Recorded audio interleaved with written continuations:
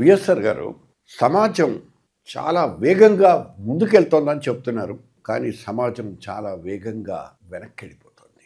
కులాలు, మతాలు, సామాజిక ఈక్వేషన్స్ ఇవన్నీ పక్కన పెడితే చాలా దరిద్రమైనటువంటి ఒక సంస్కృతి ఇవాళ మొత్తం దేశాన్ని అలుముకొని యువతని మొత్తం నిర్వీర్యం చేస్తుంది, నాశనం చేస్తుంది. ఇది సినిమా డైలాగ్ కాదు, it's a fact and you people know about it. క్షేత్రస్థాయిలో పనిచేసేటువంటి వ్యక్తులు కూడా వేరు. సో ఇది డ్రగ్స్, మాదక ద్రవ్యాలు అనేటువంటి ఒక మహమ్మారి. ఇవాళ 10 సంవత్సరాల నుంచి 10 సంవత్సరాల వయసు ఉన్నటువంటి వాళ్ళ దగ్గర నుంచి 30 సంవత్సరాల వయసు దాకా ఇది పూర్తిగా పేటరేగిపోతుంది. కాలేజీలు, స్కూళ్ళు, కనీసం స్కూళ్ళు మొహం కూడా చూడనటువంటి వాళ్ళు అందరూ కూడా ఈ పరిస్థితికి బానిసలైపోయారు. కుటుంబాలు ఎంత జాగ్రత్తగా ఉంటున్నాయో, వాళ్ళు సమర్థించరా, వాళ్ళకి తెలుసా తెలియదా, ఇవన్నీ నాకు తెలియదు. ఆ స్టాటిస్టిక్స్ చూస్తే NCRB statistics, more than 3% or 4% of the people are drug addicted. ఒకే ఒక మాటలో చెప్పండి, ఇది నిజమా కాదా? పచ్చి అబద్ధం. 3 to 4% అనేది మనం మోసం చేయటం. డ్రగ్ ఎడిక్ట్ అయిన వాళ్ళు కానీ వీళ్ళు కానీ వచ్చి నేను డ్రగ్ ఎడిక్ట్ అయినా ఎవరు చెప్పండి. మీ దగ్గర రీహాబిలిటేషన్ సెంటర్స్ చాలా తక్కువ, రిపోర్ట్ చేసేవి కూడా చాలా తక్కువ ఉంటాయి. ఇవన్నీ ఏంటంటే లా అండ్ ఆర్డర్లో పట్టుబడిన వాళ్ళ ఇన్ఫర్మేషన్ దొరుకుతుంది. నిజంగా సమాజంలో ఎంతమంది దీనికి అలవాటు పడ్డారు అనే ఇన్ఫర్మేషన్ ఈ రోజున యాక్యురేట్గా లేదు. నాకు తెలిసి 20% బయటికి కనపడలేదు. అంటే సమాజంలో ఉన్నటువంటి యువత, ఫర్ ఎగ్జాంపుల్ 15 సంవత్సరాల నుంచి ఈ 30 సంవత్సరాల లోపు ఉన్నటువంటి వాళ్ళు 20%. 15 సంవత్సరాలు ఎక్కడండి? యావరేజ్ గవర్నమెంట్ రిలీజ్ చేసిన స్టాటిస్టిక్స్ ప్రకారమే 12.9 సంవత్సరాలు the lowest age they found. మీరు అన్నట్టుగా 10 ఉండొచ్చు. ఎందుకు విజయవాడలో నేను ఒక కాన్స్టిట్యూన్సీలో కొన్ని స్కూల్స్కి వెళ్ళినప్పుడు 8వ తరగతి విద్యార్థి తీసుకున్నాడని చెప్పి ప్రిన్సిపాల్ చెప్పాడు. కాబట్టి మీరు చెప్పిన స్టాటిస్టిక్స్ రాంగ్. 3%, 2%, 1% ఇవన్నీ కంటితులుపు స్టాటిస్టిక్స్ అవి. మీరు అజంప్షన్ సేఫ్గా అజంప్షన్ చేసుకోవచ్చు. భారతదేశంలో మినిమం 50 to 20% పీపుల్ దీనికి ఎడిక్షన్ ఇస్ డిఫరెంట్, అప్పుడప్పుడు తీసుకోవడం డిఫరెంట్, అన్ని కలిపి. అంటే ఒకసారి డ్రగ్స్ వలయంలోకి వెళ్ళిన తర్వాత, ఆ ప్రపంచం చూసిన తర్వాత తిరిగి బయటికి వచ్చేటువంటి అవకాశమే లేదనేటువంటి అభిప్రాయం ఉంది సైకియాట్రిస్టులు చెప్తున్నటువంటి.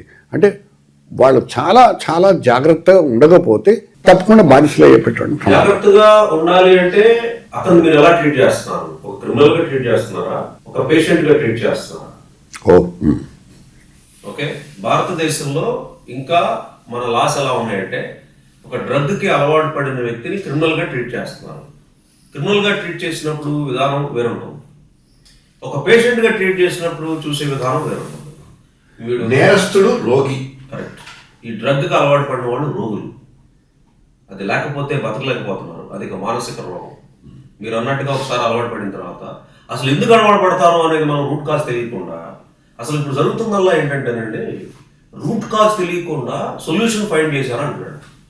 ఒక పెద్ద ఆయన ఏమంటాడంటే, మా పర్టికులర్ గ్రామాల్లో ఇప్పుడు ఏం లేదు ఇది, అసలు అలవాటు పడటానికి గల రూట్ కాజెస్ ఏంటో తెలుసుకుంటే అప్పుడు ఆ సప్లై నువ్వు ఆపవసరంలా, ప్రజలే ఆపేస్తారు.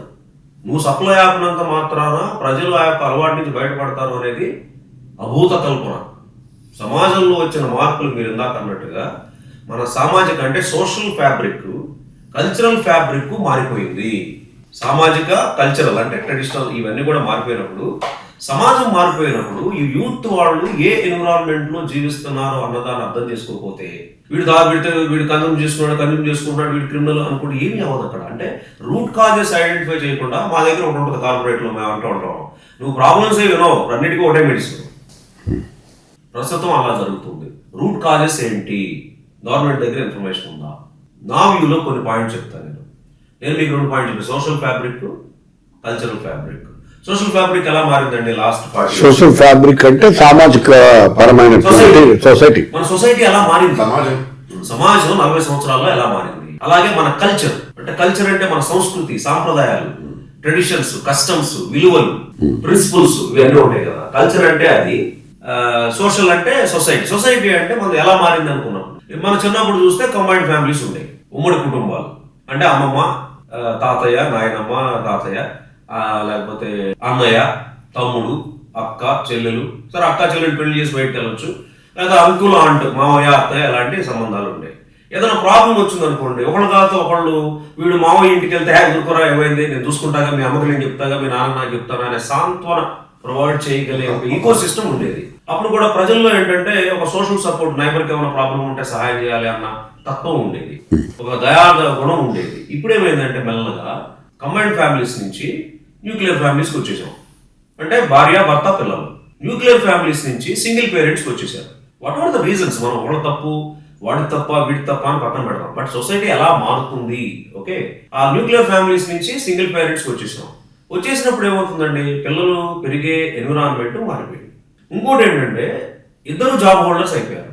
మళ్ళీ ఐఎమ్ నాట్ గెటింగ్ ఇంటూ తప్ప రైట్ అనేది సొసైటీలో జరుగుతున్న మార్పు మాత్రమే చెప్తున్నాను. అంటే జాబులు చేయకూడదు అంటే మీ ఇష్టం అది. సో అమ్మ నాన్న ఉన్నారు, అమ్మ నాన్న ఉన్నప్పుడు ఇద్దరు జాబులు చేసుకోవాలి. ఇద్దరికి కెరీర్ ఆస్పిరేషన్స్ ఉన్నాయి. పొద్దున్నే పాపం 9 వెళ్ళి సాయంత్రం 8 10 వస్తారు. ఇప్పుడు ఈ పిల్లల యొక్క పరిస్థితి ఏంటి? వాడికి ఏదో ప్రాబ్లం వచ్చింది, వాడు ఏదో క్లాస్లో ఏదో జరిగితే స్ట్రెస్ వచ్చింది, ప్రెషర్ వచ్చింది, యాంగ్జైటీ వచ్చింది, భయం పుట్టింది, రకరకాల ఎమోషన్స్ ఉంటాయి కదా పిల్లలకి. ఎవరికి చెప్పాలి? అమ్మమ్మ లేదు, నాయనమ్మ లేదు, తాతయ్య లేడు, అంకుల్ లేడు, ఆంట్ లేడు, అమ్మ నాన్న కూడా దగ్గర లేదు. ఇది ఒక ఇంపార్టెంట్ పరిస్థితి సొసైటీలో ఏర్పడింది. లోన్లీనెస్. ఆ లోన్లీనెస్ వచ్చేటప్పటికి ఏమవుతుందంటే పిల్లల్లో, అది మీరు ఓన్లీ క్లాస్ పెద్ద ఓన్లీ ఎఫిలియెంట్ ఫ్యామిలీస్ అనుకుంటున్నారు, దగ్గర నుంచి రిక్షా వాళ్ళ ప్రాబ్లం ఏంటి, రిక్షా పుల్లర్ దీనిను హమాలీ ప్రాబ్లం ఏంటి, పొద్దున్నే 8కి వెళ్ళిపోతారు ప్రాబ్లం, రాత్రి 9-10 వరకు కష్టపడుతూ ఉన్నప్పుడు పిల్లలు ఏదో మధ్యాహ్నం భోజనం కోసం స్కూల్స్కి పంపించిన తర్వాత 4 నుంచి వాడు 10 వరకు రాత్రి పూట ఏం చేయాలి? స్పోర్ట్స్ లేవు, కాలేజీల్లో స్పోర్ట్స్ లేవు, ఫిజికల్ ఎక్సర్సైజ్లు లేవు, వాడికి ఎంగేజ్మెంట్ చేయడానికి ఏం లేదు. ఇలా ఉన్నప్పుడు 2 రకాలుగా ఉన్నాయి. కంపానియన్ లేడు. కంపానియన్ ఏమైపోయిందంటే మొబైల్స్ వచ్చినాయి, సోషల్ మీడియా వచ్చింది. అప్పుడు దానికి ఏమైపోయిందంటే డిజిటల్ ఒబిసిటీ వచ్చింది. ఇక ఏం లేదు, కంటిన్యూస్ గా ఎక్సైజ్ అనేది, శారీరక ఎక్సైజ్ అనేది లేదు. ఎందుకంటే నీకు ఆ సిస్టమ్స్ కూడా చంపేశాను కదా. మనం ఇప్పుడు అపార్ట్మెంట్ లో స్కూల్ పెట్టినప్పుడు ఇంకా శారీరక శ్రమ ఎక్కడి నుంచి వస్తుంది? అంతే కదా. మీకు ప్లే గ్రౌండ్స్ లేవు, స్పోర్ట్స్ ఎక్విప్మెంట్ లేవు. నేను కొన్న అపార్ట్మెంట్ లో స్కూల్ నడుస్తున్నాయి కదా. అందుకని వాడికి ఏంటి, వాడు ఎంగేజ్మెంట్ అవడానికి 2 ఆప్షన్స్. ఒకటి డిజిటల్ ఒబిసిటీ, అంటే మొబైల్ ఫోన్ ఏదో చూసుకుని టిక్ అని చూసుకుంటూ వెళ్తూ ఉండాలి. సోషల్ మీడియాలో పోస్టులు చూడటమో, లేకపోతే అడల్ట్ కంటెంట్ కూడా బ్రహ్మాండంగా చూస్తున్నారు. ఈ మధ్య ఏజ్ సంబంధం లేదు, రైట్? ఈ విధంగా ఉన్నప్పుడు ఏమవుతుందంటే వాడి ఏజ్కి వాడు దీనికి సంబంధం లేకుండా వాడు చూసే కంటెంట్ కూడా వాడి కన్ఫ్యూజన్ మోడ్లోకి వెళ్ళిపోతున్నారు. అది లేకపోతే ఏమవుతుందంటే ఒక్కసారి కనుక మీరు ఒక 4-5 నెలలు అలవాటు అయిపోయిన తర్వాత మొబైల్ ఫోన్ వాడి దగ్గర నుంచి తీసేస్తే, ఇర్రెస్పెక్టివ్ ఆఫ్ వాడి ఎకనామిక్ స్టేటస్, వాడు ఇంపేషెంట్ అయిపోతున్నాడు, ఇంటాలరెంట్ అయిపోతున్నాడు. అది తీసేయగానే వాడు లోన్లీ ఫీల్ అయిపోతున్నాడు. 2 రీజన్స్ చెప్పాను మీకు. మరి ఈ లోన్లీనెస్ ని మనం ఎలా ట్యాకిల్ చేయాలి అనే సొల్యూషన్ లేకుండా మనం అప్పుడు ఏమవుతుందంటే వాడు క్యూరియాసిటీ, పక్కన ఎవడో ఉంటాడు ఒక గాలుడు, ఏముందిరా వెళ్దాం అంటాడు, చిన్నవాడైనా పెద్దవాడైనా సరే, వాడికి ఏదో చిన్నగా టేస్ట్ గా అలవాటు చేస్తాడు. క్యూరియాసిటీ అయిపోయిన తర్వాత ఒక్కోసారి క్యూరియాసిటీ లేకపోతే పియర్ ప్రెజర్ ఉంటుంది. ఏముండదురా, ఎంత చిన్న తీసుకో భలే ఉంటుంది అని చెప్తాడు. పియర్ ప్రెజర్ కాలేజెస్ లో స్టూడెంట్స్ మధ్యలో వాడు ఎవడో పియర్ ప్రెజర్. అది తర్వాత కోపింగ్ విత్ ద సిచ్యుయేషన్స్. నేను చెప్పిన last point, loneliness, stress, emotions, sadness, okay, pains. ఒకసారి పాపం వాడికి ఏదో పెయిన్ వస్తాయి, అది చెప్పుకోవడానికి ఎవరు ఉండరు, ఏడవటమే, వాడు ఇంట్లో కూర్చుంటాడు ఒంటరిగా. అంటే వాడు అంటే పిల్లవాడు వాట్ ఎవర్ ఇట్ ఈస్. ఈ సిచ్యుయేషన్ నుంచి అలాగే ఈ ఎక్కువగా డిజిటల్ వాడటం వల్ల ఏమవుతుందంటే డిప్రెషన్లోకి వెళ్ళిపోతారు. నాకు ఎక్కువ లైక్స్ రావట్లా, నా ఫోటోని ఎవడో లైక్ చేయట్లా, నా ఫ్రెండ్ పోస్ట్లో ఎక్కువ చూస్తున్నారు. అయ్యే IIITలో ఒక క్యాండిడేట్ యూట్యూబ్ ఛానల్లో చూడలేదని చెప్పి దూచి ఆత్మహత్య చేసుకున్నాడు. వాడు ఎమోషన్ వెంటౌట్ చేసుకుని ఆత్మహత్య. ఇంకొకటి ఎమోషన్ వెంటౌట్ చేసుకోవడానికి చేసేది drug usage or addiction. Drug has become a companion. ఎందుకంటే ఆ షార్ట్ టర్మ్ లో నాకున్న పెయిన్ ని, నాకున్న ఆ ప్రాబ్లమ్ని, అది నాకు ఒక రకమైన రిలాక్సేషన్ గానో లేకపోతే ఒక యుఫోరియాను క్రియేట్ చేస్తుంది. కాబట్టి ఒకసారి ఏముందిరా ఇది ఒక్కటి తీసుకొని తగ్గిపోద్దని ఎవడో ఒక్కసారి అలవాటు చేస్తే మెల్లమెల్లగా అది లేకపోతే బతకలేని స్టేజ్కి వచ్చినప్పుడు ఇక మనం ఏం చేయాలి? ఇది ప్రాబ్లం. మనం సోషల్ ఫ్యాబ్రిక్, కల్చరల్ ఫ్యాబ్రిక్ అది మారడం వల్ల ఈ పరిస్థితి దాపరించింది. చిన్నప్పుడు ప్రాబ్లం ఉంటే అమ్మ నాన్న ఏం చెప్పేవాళ్ళు, తాతయ్య అమ్మమ్మ, అరే దేవుడి దగ్గరికి వెళ్ళి మన ఊళ్ళో ఆ దేవుడు చాలా పవర్ఫుల్, సుబ్రహ్మణ్య స్వామి టెంపుల్ ఉంది, నువ్వు వెళ్ళి దండం పెట్టుకున్నా ఖచ్చితంగా అయిపోతాను. కానీ వీడు వెళ్ళి దండం పెట్టుకుంటాడు. దేవుడి వల్ల అయిందా లేదా అనే కంటే కూడా దేవుడు నాకు అక్కడ కంపానియన్, నాకు ఒక శక్తి. దేవుడు ఉన్నాడా లేదా అనేది పక్కన పెట్టండి. సైకలాజికల్ గా నాకు దేవుడు ఉన్నాడు ఆయనక, ఆ దేవుడే చూసుకుంటాడని, ఆ దేవుడు చూసుకోకపోయి ఈ కాన్ఫిడెన్స్ తో బంధ నిర్మాణానికి పనిచేస్తాడు. ఎప్పుడైనా నా బ్రెయిన్ కాన్ఫిడెన్స్ ఉన్నప్పుడు నేను బ్రహ్మాండంగా పనిచేస్తా. కాన్ఫిడెన్స్ తక్కువ ఉన్నప్పుడు దేవుడు నాకు కాన్ఫిడెన్స్ ఇచ్చాడు, అది దండం పెట్టిన దాని వల్ల దేవుడు చేయకపోయినా నాలో ఉన్న కాన్ఫిడెన్స్ ఆ సొల్యూషన్ వస్తుంది. సో ఈ సోషల్ ఫ్యాబ్రిక్, కల్చరల్ ఫ్యాబ్రిక్ మారిపోయినప్పుడు ఇప్పుడు కొంతమంది వెధవలు వచ్చి we are aligning with new trends అవ్వండి, నో ప్రాబ్లం.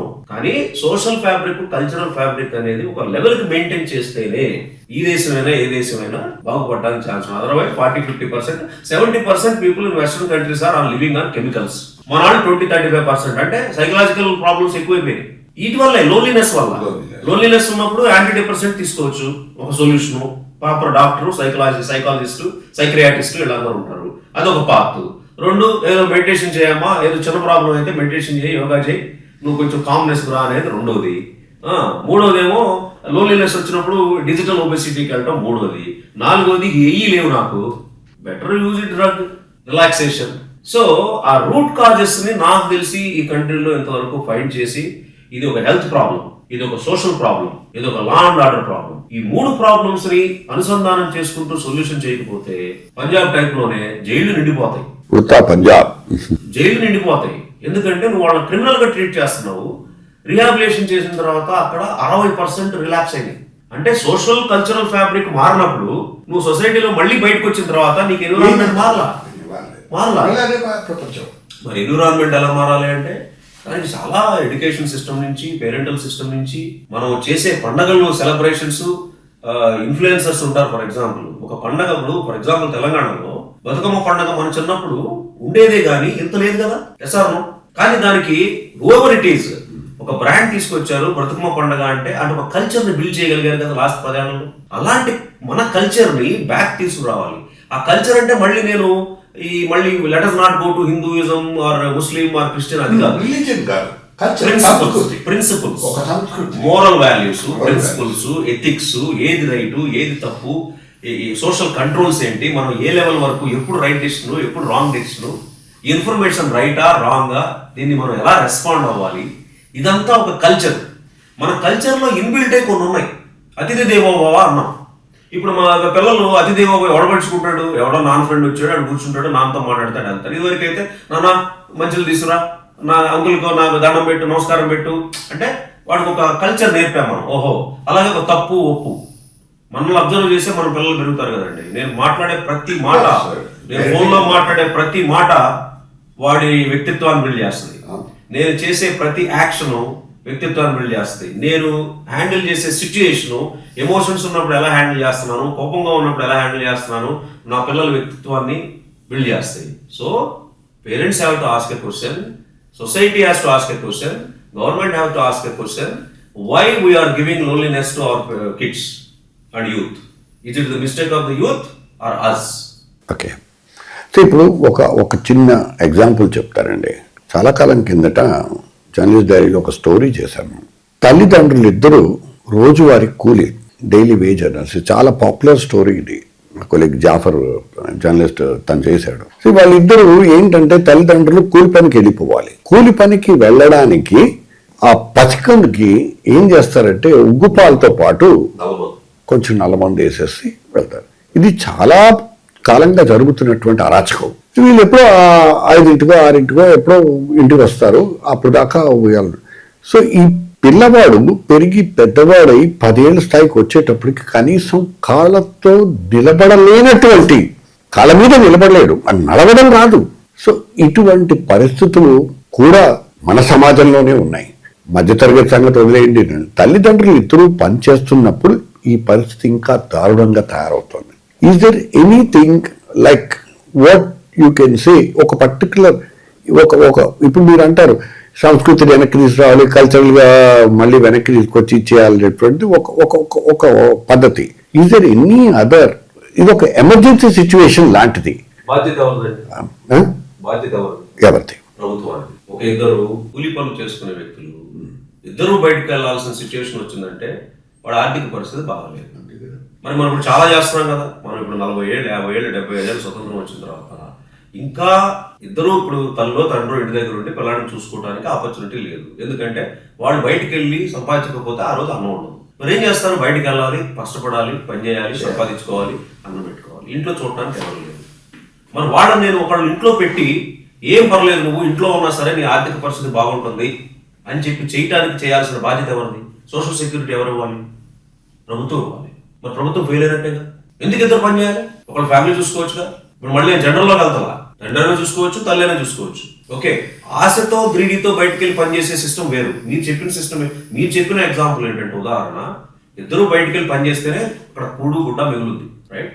అది లేనప్పుడు ప్రభుత్వం బేసికల్గా ఏంటంటే మీరు ఎన్ని స్కీములు పెట్టినా వాళ్ళు సొంతంగా సంపాదించుకునే శక్తి ఇచ్చే స్కీమ్స్ తక్కువ. ఆ టైంకి డబ్బులు ఇస్తే కన్జంప్షన్ అయిపోతుంది, వెళ్ళిపోతాం అంతే. నేను సొంతంగా మనం అంటారు కదా, ఓకే నువ్వు ఫిష్ పట్టడం నేర్పిస్తావా లేకపోతే ఫిష్ ని వాడికి ఇస్తావా అంటే, ఫిష్ ఇస్తావంటే వాడు తింటా ఉంటాడు. అలా కాదు, నేను పట్టడం కూడా నేర్పిస్తాను నీకంటే ఇంట్లో నుంచి చేసే చాలా ఉంటాయి. ఇంట్లో నుంచి చేసే ఎన్నో ఉన్నాయి. కుటీర పరిశ్రమలు పెట్టుకోవచ్చు, చిన్న చిన్నవి.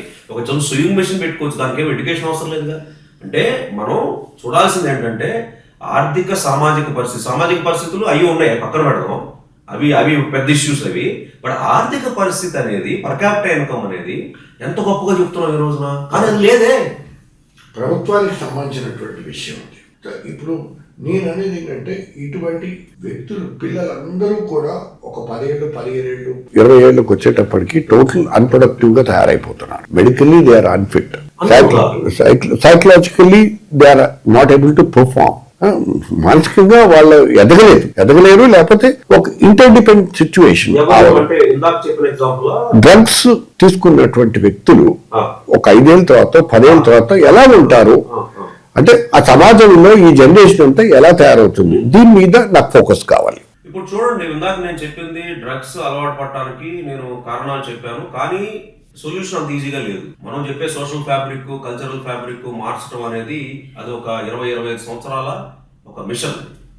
అది కూడా కమిటెడ్ పొలిటికల్ విల్ ఉండి ఒక సొసైటీలో మార్పు తేవాలి అనే ఒక గొప్ప నాయకుడు ఎవరన్నా ఉంటే తప్పితే మనకి అది మారుద్దనే నమ్మకం నాకు లేదు. సరే, అది పక్కన పెడితే ఇప్పుడు ఈ 4 ఏళ్ళు 5 ఏళ్ళు అలవాటు పడిన తర్వాత ఏమవుతుందంటే, నేను చెప్తాను ఎలా ఉంటుంది అంటానండి. ఫస్ట్ నేను ఇందాక చెప్పాను కదా, క్యూరియాసిటీ ఒకటి. మన చిన్నప్పుడు కూడా సిగరెట్ తాగితే తప్పేంటి, తాగే అనేసి సిగరెట్లు అలవాటు చేసేవాళ్ళు.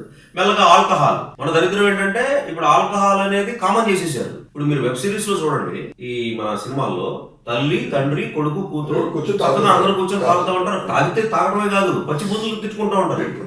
అంటే is it a real culture? No, you are creating ఒక ఫిక్టీషియస్ కల్చర్ చేసి పిల్లల్ని తక్కువ మార్గంలో పెట్టడానికి అది ఒక నామ్ కల్చర్ అన్నట్టుగా మీరు చేస్తున్నారు.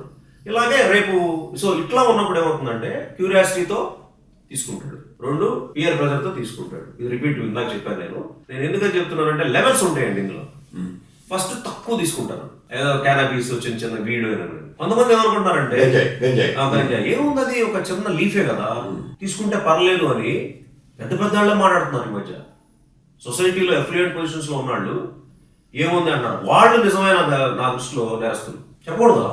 నువ్వు చిన్నగా మొదలైంది ఏమైందంటే ఈ చిన్న అదే అలవాటు అయిపోయి క్యానబీస్, ఆ చిన్న లీవ్స్ అది కూడా తీసుకుంటే ఒక 6 గంటలు 5 గంటలు రిలాక్సేషన్, నీకేమన్నా ఒక డిఫరెంట్ ఫీల్ లో ఉంటావు, అన్ని మర్చిపోతావు కాబట్టి తీసుకున్నావు. నెక్స్ట్ ఏమైందంటే వాడు నెక్స్ట్ లెవెల్కి వెళ్తాడు, ఇది ఇంకా సరిపోవట్లేదు. ఎందుకంటే సమస్యలు ఒక రోజు కాదు కదా, రోజు ఉంటాయి. కొకైన్కి వెళ్తాడు, కొకైన్ సరిపోలా, హెరాయిన్కి వెళ్తాడు, హెరాయిన్ సరిపోలా, ఇంకా సింథటిక్, ఇక ఆకుల నుంచి కాదు, ల్యాబుల్లో తయారు చేసే ఉంటాయి హైపర్. ఇక అది వచ్చినప్పుడు ఏంటంటే వాడు నేనే దేవుణ్ణి, నేను ఇన్విన్సిబుల్, అసలు నేను ఒక యోగిని, నాకు లేని క్యాపబిలిటీస్ లేవని ఒక హాల్యూసినేషన్కి వెళ్ళిపోయి గోడను కొడతాడు, లేకపోతే తలకాయలు గోడను కొడతాడు. నేను తలకాయ కొడితే ఆ గోడ పడిపోద్ది అనుకుంటాడు, అది చస్తాడు. అంటే ఇంత దారుణమైన డ్రగ్స్ ఉన్నాయి. మనకి ఏ లెవెల్కి ఎంత ఉన్నాయనేది నాకు తెలియదు. అన్ని వాళ్ళు ఏంటంటే ఏదో 0.1%, 0.2% అన్నారు, ఎందుకంటే మన దగ్గర డేటా లేదు కాబట్టి. ఒకసారి అలవాటు పడిన తర్వాత అండి, ఇందాక నేను చెప్పాను, వాడిని క్రిమినల్ గా ట్రీట్ చేస్తున్నారా, ఒక పేషెంట్ గా ట్రీట్ చేస్తున్నారు? Let us look at patient గా ట్రీట్ చేస్తే ఏం చేస్తారు? ఫస్ట్ ఇమీడియట్ గా రీహాబిలిటేషన్ సెంటర్స్ పంపించాలి. ఆంధ్రప్రదేశ్లో ఎన్ని ఉన్నాయి తెలుసా మీకు? మాక్సిమం 50 లోపు ఉన్నాయి. As per the WHO you need at least 350 to 400 rehabilitation centres in Andhra Pradesh. 40-50 ఏం చేస్తారండి? ప్లస్ ఒక పాయింట్, ఫస్ట్ రీహాబిలిటేషన్ సెంటర్ పంపించాలి, మెడికేషన్ ప్లస్ కౌన్సిలింగ్ అదంతా చేసిన తర్వాత వాళ్ళు ఒక మార్పు తీసుకొచ్చే విధానాన్ని వాడిని పేషెంట్ గా ట్రీట్ చేయాలి, వాడిని క్రిమినల్ గా ట్రీట్ చేయకూడదు. ఒకటి. రెండోది, తెలంగాణలో కూడా సమ్వాట్ బెటర్. వాళ్ళ దగ్గర 200 ప్రైవేట్ ఉన్నాయి, 16 గవర్నమెంట్ ఉన్నాయి. వాళ్ళ దగ్గర ఒక 300 ఉంటే వాళ్ళు కొంతవరకు ఇచ్చేయగలరు. ఇప్పుడు ఏమవుతుందంటే ఇక్కడ సమ్వాట్ బెటర్, ప్రైవేట్ ఎక్కువ ఉన్నాయి, 200 ఉన్నాయి. ఓకే, అప్పుడు కమాండ్ స్టేట్ కాబట్టి అన్ని ఇక్కడ పెట్టుంటారు, హైదరాబాద్ టేపు. అక్కడ విడిపోయిన తర్వాత వాళ్ళకి తగ్గిపోయింది. సరే, ఇప్పుడు ఈ పేషెంట్గా ట్రీట్ చేయటం మొదలెట్టిన తర్వాత ఏమవుతుందంటే, రెండోది వీళ్ళు మళ్ళీ బయటకు వచ్చిన తర్వాత రిలాక్స్ అవుతున్నారు. ఇందాక మీకు చెప్పినట్టుగా మళ్ళీ మొదటికి వస్తున్నారు. అంటే ఒక మానిటరింగ్ సిస్టమ్ ఉండాలి, ఒక కౌన్సిలర్స్ ఉండాలి, రైట్? లేకపోతే ఏమవుతుందంటే వాడు అప్పుడు కానీ ఆ కమిట్మెంట్ ఎవరు ఇస్తారు? ఎవరు ఇవ్వలేరు. సొసైటీలో ప్రాబ్లము, నాన్న జాబ్కి వెళ్ళాలి, అమ్మ జాబ్కి వెళ్ళాలి, మీరు ఇందాక చెప్పిన పోలీసు వాళ్ళ జాబ్కి వాళ్ళు వెళ్ళాలి, చేసేవాళ్ళు వీళ్ళ జాబ్స్కి వీళ్ళు వెళ్ళాలి. ఇంకా మీకు వెళ్ళే కొద్దీ ఇద్దరు పేరెంట్స్ జాబ్ చేసే విధానం ఇంకా పెరిగిపోద్ది కదా, సింగిల్ పేరెంటింగ్ సిస్టమ్ పెరిగిపోద్ది కదా. మరి వీడు బయటకు వచ్చినప్పుడు వాడిని ఎవరు చూస్తాడు? ఆ సిస్టమ్ లేదు. వాడిని అక్కడే పెట్టేసేసి రీహాబిలిటేషన్ సెంటర్ మానిటర్ చేయాలి కదా వాడు. కాబట్టి ఎవరు చేస్తారు? నాకైతే సొల్యూషన్ కనపట్లా, సిస్టమ్ కనపట్లా, రైట్? ఇది రెండో ఒక ప్రాబ్లం. మూడోది ఏంటంటే డిపార్ట్మెంట్స్ ఒక ఇంటిగ్రేటెడ్ మేనర్లో పనిచేయట్లా.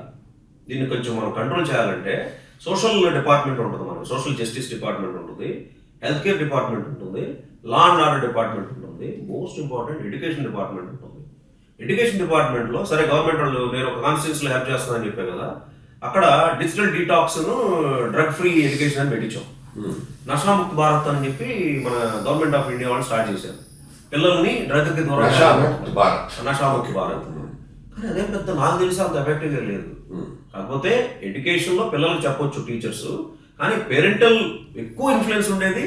ఆ పేరెంటల్ సిస్టము మన సోషల్ ఫ్యాబ్రిక్, కల్చరల్ ఫ్యాబ్రిక్లో రిపేర్ అవ్వట్లా. ఎక్కువ ఎఫెక్ట్ అయ్యేది ఏ ఏజ్ గ్రూప్ అండి? ఇప్పుడు చూస్తేనండి 19%, మీరు 60% యూత్లో 19 ఇయర్స్ కంటే తక్కువ ఉన్న వాళ్ళు 60% తీసుకుంటున్నారంట డ్రగ్స్. భయమేస్తుంది. 60% 19 ఇయర్స్ లోపు ఉన్న వాళ్ళు ఈ అడవాల్టైన్లో 60% ఉన్నారు. అసలు మీకు నార్త్ ఈస్టర్న్ స్టేట్స్ వెళ్తే అసలు భయంకరంగా ఉందంట. అక్కడ ఏంటంటే 20% అని వాళ్ళు ఒప్పుకుంటున్నారు, 20-25% అని. ఎందుకంటే అక్కడ అవేర్నెస్ ఎక్కువ ఉండి అక్కడ చాలా ఎన్జిఓస్ పనిచేస్తూ ఉంటాయంట. అక్కడ reporting, data reporting structure stream line అయింది. మన తెలంగాణ, ఆంధ్రాలో data reporting structure stream line కాలేదు. అది అలవాటు పడ్డాడు అని చెప్తే ఫ్యామిలీలో స్టిగ్మా ఉంటుంది కదా, అందుకని ఎవరు కూడా రీహాబిలిటేషన్ సెంటర్కి వెళ్ళడానికి ఇష్టపడరు. ఓకే, ఒకవేళ నేను చెప్పిన ఇందాక ఎగ్జాంపుల్, ఎవరు ఆ ఇద్దరు బయటకు వెళ్తున్నారు కూలీలని, గవర్నమెంట్ దానిలో రీహాబిలిటేషన్ సెంటర్లో వాళ్ళకి దొరకలేదు అనుకోండి, బిజీగా ఉండి ప్రైవేట్కి వెళ్ళాలంటే 1.5-2 lakhs అవుతుంది. వాళ్ళు వెళ్ళలేరు కదా, అందుకని ఏం చేస్తారు? వదిలేస్తారు. వదిలేసిన తర్వాత ఇక వాడి జీవితం వాడు స్పాయిల్ అయిపోతుంది, చచ్చిపోతాడు. లేకపోతే అలా ఉంటాడు. ఇక జీవోత్సవం అంటే they become liability for the nation, not the asset. ఇప్పుడు యూత్ లైబిలిటీయా అసెట్టా అంటే ఇలా ఉన్నప్పుడు ఏమవుతుందంటే లైబిలిటీ అవుతారు అనమాట. జీవోత్సవాల బతుకుతారు, లేదా చచ్చిపోతారు. అంటే ఇంకా డోస్ పెరిగే కొద్దీ బ్రెయిన్లు పేలిపోతాయి, హార్ట్లు పేలిపోతాయి, అన్ని ఆర్గాన్స్ పేలిపోతాయి. కాబట్టి ఒక లెవెల్ వరకు బాడీ తట్టుకుంటుంది. తర్వాత వీడు వీక్ అయిపోతూ ఉంటాడు. కాబట్టి ఇక ఏం చేస్తాడు వీడు? డబ్బులు దొరకవు, డబ్బులు ఉండవు, ఇక దొంగతనాలు మొదలెడతారు, మర్డర్లు చేస్తారు డబ్బు కోసం. ఏది ఒక 100, 200, 400, 500 రూపాయలు కూడా. అంటే ఒక లా అండ్ ఆర్డర్ కూడా వీళ్ళు ఎక్స్ట్రీమ్ లెవెల్కి వెళ్ళినప్పుడు ఇంపాక్ట్ అవుతుంది. ఫ్యామిలీ సిస్టమ్స్ ఇంపాక్ట్ అవుతాయి. ఒక క్యాండిడేట్ చచ్చిపోయాడంటే ఆ ఇంట్లో మినిమం అక్క, తమ్ముడు, నాన్న, అమ్మ, మరి ఏ పేరెంట్, ఇది మన న్యూక్లియర్ ఫ్యామిలీస్ అన్నా సరే అంతమందిని బాధపడతాడు. కానీ వాడికి తెలవదు, right? So it's a very very scary situation. But I'm not confident that the government is working in a right way, and I don't think they are taking the necessary steps. It's only just law and order situation. Okay, statistics పెడుతున్నాము, ఒక eagle force ఇక్కడ పెట్టారు